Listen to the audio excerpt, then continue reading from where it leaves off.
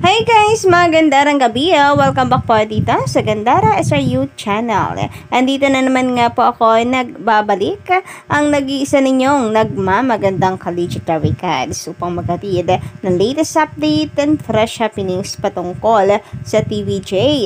Basta mga balita na may kinalaman po sa Itbulaga, nakatutok po tayo dyan, kaya sagot na po natin yan para sa lahat ng mga legit the recads. At syempre, ganun din po sa mga balita at chika sa loob at labas ng showbiz. Kaya naman, kung di ka pa nakaka-subscribe, i-click mo na yung subscribe button at notification bell para maging updated ka sa mga chika natin pong nasasagap araw-araw at para ma-notify ka every time na may mga bago tayong reaction video. And para nga po sa gabing ito, mga ka-Davicads, so may usap-usapan po ngayon sa circle ng Itbulaga fans tungkol nga po dito sa EB. Na kung saan ay may bago daw pong niluluto for sure ang TVJ para sa ating lahat. So abangan daw po natin yan. Kaya mamaya pag-uusapan po natin at tatalakayin ang buong detalye hinggil dito. But before that, narito po pala ang request na nakita po natin sa social media patungkol po sa Barangay Cinema for Karen A. Stroop naman. So sana na kinuha ko to guys and ibinalita ko tonight kasi gusto ko po I'm agree tungkol po kasi dito and I hope na makarating po ito sa TVJ. Looking forward po ako for Karen naman siya ang bida sa Barangay Cinema. For sure magiging mabenta po ito lalo na sa mga Gen Z natin. Besides, ang dami ko ring nababasa po talaga na nagre-request po sa TVJ na more exposure para po kay Karen A. Stroop sapagkat maaari daw po nila itong pambato para po mahook natin yung mga Gen Z. Mahook ng Itbulaga ang mga bagong henerasyon na ngayon. Bukod daw kasi sa very talented, sa kanilang lugar daw kasi talaga gustong-gusto po na nakikita ng mga kabataan sa Itbulaga itong si Karen. Anyway, sabi dito sana next Barangay Cinema si Karen naman yung pang puppy love.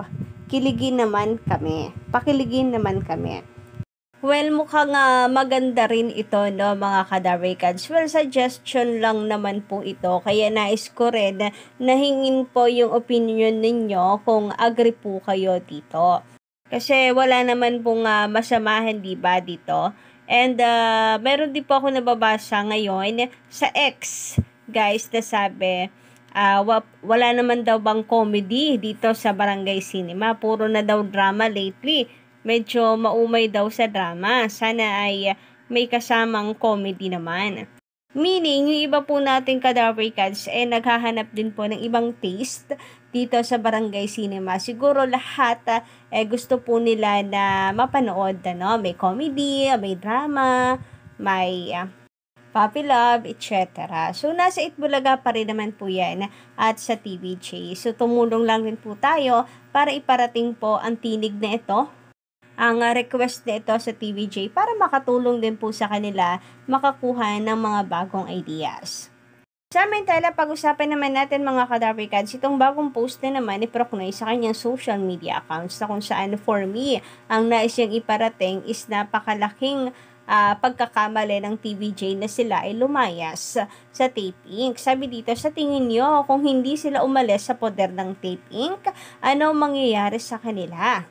So, pumuso daw or mag-heart react para sa mga taong naniniwala na TVJ pa rin sana daw ang number one sa noon time. Care naman sa wala silang poproblemahin sa pera. Like para sa sikat pa rin sana sila. Laughing emoji sa aabot yan hanggang 95 years. Wow! Sa pakuya-kuya-kuy lang sila, angry naman sa tatanggap lang sila ng talent fees, no sweat. And sad, I think, hindi sila iiyak kasama ng mga fans nila. O diba napakalinaw ng gusto pong iparating nitong si Procnoy na maling-mali daw ang desisyon ng TVJ na umalis sa Tape Inc. Pero, gusto lang po nating linawin na nagkaroon po ng lamat yung relationship nila. Hindi na sila nagkakasundo. So, ano pa yung reasons, di ba?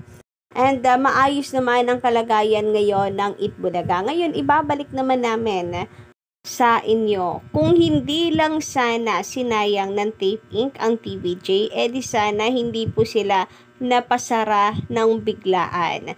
Edi sana patuloy pa rin po silang nag-ooperate, nasa kanila pa rin sana ang Itbulaga, patuloy pa rin sana silang kumikita, hindi ba? Ngayon, sa paghihiwalay nung dalawa, sino ang talo at sino ang panalo? For me, ang panalo dito, TVJ. Bakit? Sila pa rin kasi yung nananatiling nakatayo at matatag. Sila pa rin yung napapanood, samantalang yung kabila, nagsara. Oops! Wag magalit, nauna kayo. Sumagot lang kami. Ang hirap kasi kapag pumatol ka po, kapag sinagot mo, para bang ikaw yung mali.